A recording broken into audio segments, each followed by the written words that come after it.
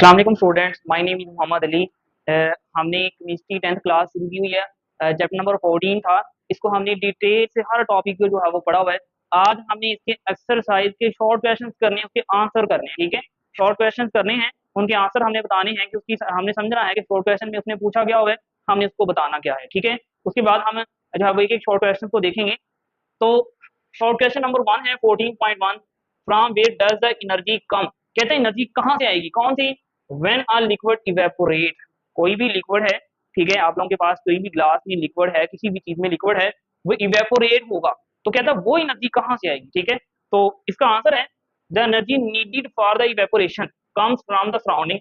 वो सराउंडिंग से भी आ सकती है, जैसे हमारी इर्द गिर्द का जो टेम्परेचर है वो कम ज्यादा हो सकता है। ज्यादा होगा तो वेपोरेशन भी होना शुरू हो जाएगी, मालिक्यूल्स अपने सराउंडिंग से, माहौल से एनर्जी को इकट्ठा करेंगे। ठीक है, और जो itself from a liquid, molecule आपस में एक दूसरे को एनर्जी जो है वो ट्रांसफर भी कर सकते हैं। वो लिक्विड अपने अंदर से भी एनर्जी दे सकता है, और वो क्या करते हैं, मालिक्यूल सराउंडिंग से भी एनर्जी ले सकते हैं। It help to overcomes the intermolecular force and the liquid change into gas और इन एयर। कहते हैं जो हमारे पास एनर्जी आती है वो क्या करती है, वो बेसिकली इंटरमॉलिक्यूलर फोर्सेस को तोड़ती है। ठीक है, उसको कमजोर करती है। इंटरमॉलिक्यूलर फोर्सेस कमजोर होगी तो लिक्विड किसमें चेंज हो जाना है, गैस। ठीक है, ये इतना इसका शॉर्ट क्वेश्चन है। ये जस्ट मैंने इसको जो है वो एक पॉइंट की शक्ल में हर शॉर्ट क्वेश्चन का आंसर लिखा हुआ है।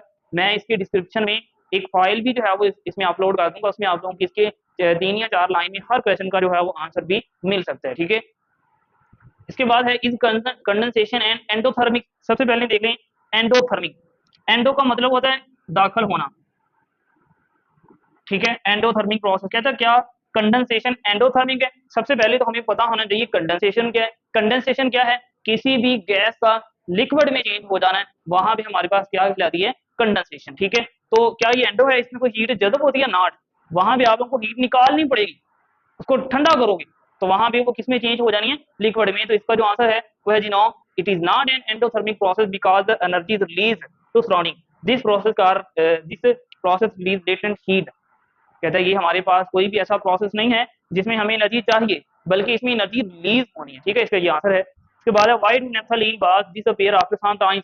ये हमने शॉर्ट क्वेश्चन में सब्लिमेशन के एप्लीकेशन में पढ़ा हुआ है कि जो नेफ्थलीन थी, हमने तब भी समझा था ये कपड़े वगैरह में रखी जाती है जब टेम्परेचर गर्म होता है, तो सॉलिड होता है, तो सॉलिड डायरेक्ट किस में जाना है, गैस में। ठीक है, तो ये वक्फे के बाद यानी कुछ टाइम गुजरने के बाद किस में चेंज हो जाएगी, हमारे पास इसमें चेंज हो जाना है गैस। ठीक है, तो इसका जो है वो मैथ भी कम होना है। Naphthalene ball disappear because they undergoes the sublimation. In sublimation, solid directly change into gas, so the size of naphthalene decrease with the time. ठीक है, सॉलिड गैस में कन्वर्ट हो रहा है, तो उसका जो साइज है वो भी क्या होता जा रहा है, कम होता जा रहा है। 14.4 है why temperature constant during the phase change. हाँ, हमारा पूरा चैप्टर ही इसके ऊपर जो है वो बिलोंग करता है कि फेज चेंज में टेम्परेचर क्या कांस्टेंट रहता है या टेम्परेचर चेंज होगा। तो इसका आंसर है नो। कहते हैं during phase change the temperature the heat is use to change the state of substance. यानी फेज चेंज के दौरान हम जितनी भी जितना भी इसको हीट देंगे, जितना भी इसको टेम्परेचर देंगे, वो सिर्फ उसकी फिजिकल स्टेट को चेंज करेगा, ना कि उसका टेम्परेचर बढ़ेगा। ठीक है, तो यहाँ पे इसका आंसर है so the temperature remains constant. तो उस चीज का जो टेम्परेचर है वो क्या रहना है, कांस्टेंट रहना है। इसके बाद 14.5 है is it possible to compress a liquid like gas. कहते हैं जिस तरह आप यहाँ पे कोई भी आप लोगों के पास गैस है, उसके मालिक्यूल इस तरह है, उसको कंप्रेस करके यहाँ पे चेंज कर दिया, इतना वॉल्यूम कम कर दिया, और इसी कंटेनर में लिक्विड हो तो क्या उसको भी कंप्रेस करते हैं, नहीं। क्यों? क्योंकि गैस में एम्प्टी स्पेसेस मौजूद होती हैं, और लिक्विड में एम्प्टी स्पेसेस ना होने के बराबर तो हम उसको नहीं दबा सकते। ठीक है, no it is not possible because there is no empty space between liquid molecule. ठीक है, इसकी एक्सप्लेनेशन इतनी ही है, बाकी जो है वो आप लोगों को इसकी फाइल में जो है वो आंसर करेक्ट मिल जाएगी।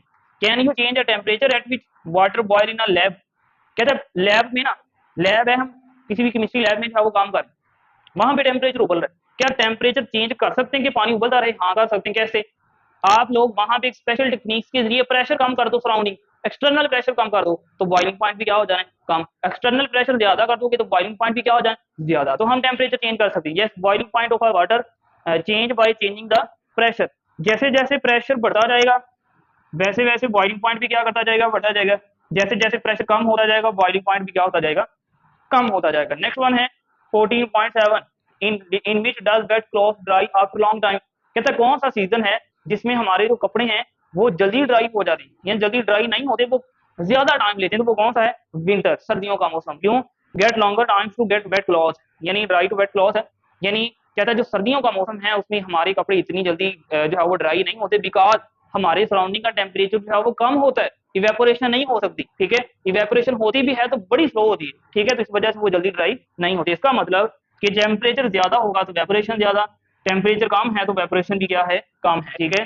नेक्स्ट वन है 14.8, व्हेन सॉलिड इज हीटेड, कहता है जब किसी भी ठोस को गर्म किया जाता है, ठोस को गर्म किया जाता है तो what happen to its vibration, vibrating particle, जाहिर है जब आप लोग उसको गर्म करना शुरू करोगे, कोई भी वो ठोस है, यानी कोई भी मेटल, कोई भी ठोस चीज है, उसको गर्म करना शुरू करोगे तो उसके जो पार्टिकल वाइब्रेट करें उनके साथ क्या होगा, तो क्या होगा, वहां पे particle gain kinetic energy, particle kinetic energy को हासिल करें, और इतनी हासिल जैसे जैसे टेम्परेचर कंटिन्यूसली बढ़ाते जाएंगे इतनी ज्यादा हो जाएगी कि उसने मेल्ट होना शुरू हो जाना है, उसकी काइनेटिक एनर्जी ज्यादा होनी शुरू हो जानी। तो हमें पता है कि सॉलिड की काइनेटिक एनर्जी नहीं होती, होती है लेकिन बहुत कम, लेकिन जो लिक्विड है उसकी भी ज्यादा होती है, लिक्विड से ज्यादा किसकी होती है, गैस की, ठीक है। अबाउट देयर मीन पोजीशन, और वो अपनी मीन पोजीशन पे वाइब्रेट करते हैं more faster, so solid start melt into the liquid, तो जो सॉलिड है वो किस में चेंज होना शुरू हो जाता है, लिक्विड में, ड्यू टू जो है वो मॉलिक्यूल काइनेटिक एनर्जी गेन करके लिक्विड में चेंज होना शुरू हो जाता है, ठीक है।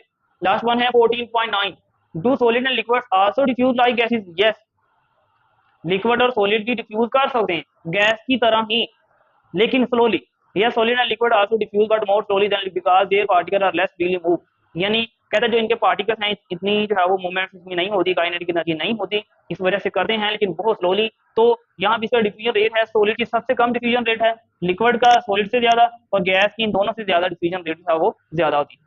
Why do you form? Next है 14.10, लास्ट वर्ड क्वेश्चन है, Why do you form in early hours of the morning? कहता जो बर्फ के जो है वो छोटे छोटे जर्रे बन रहे होते हैं, कतरे बन रहे होते हैं, वो मॉर्निंग में ही क्यों बन रहे होते हैं, ठीक है। At night temperature of the air decrease, कहता जब रात होती है ना तो हवा का जो टेम्परेचर है वो क्या होना शुरू हो जाता है, कम होना शुरू हो जाता है, water in air lose heat and condense from cool to form tiny droplets called dew, और जो हवा में मौजूद पानी के मॉलिक्यूल्स होते हैं वो ठंडे होना शुरू हो जाते हैं, कंडेंस हो जाते हैं, सॉलिड में कन्वर्ट हो जाते हैं, जिसकी वजह से वो वो it is formed by the condensation of a water molecule, ठीक है। तो यहाँ तक ये शॉर्ट क्वेश्चन हमारे हो चुके हैं, ठीक है। तो इनमें से कोई भी एक शॉर्ट क्वेश्चन आप लोगों को 2-3 या जितने भी इसमें स्कीम में होंगे आप लोगों को इंपॉर्टेंट 3 शॉर्ट क्वेश्चन हैं आप लोगों को पेपर में आ सकते हैं, ठीक है।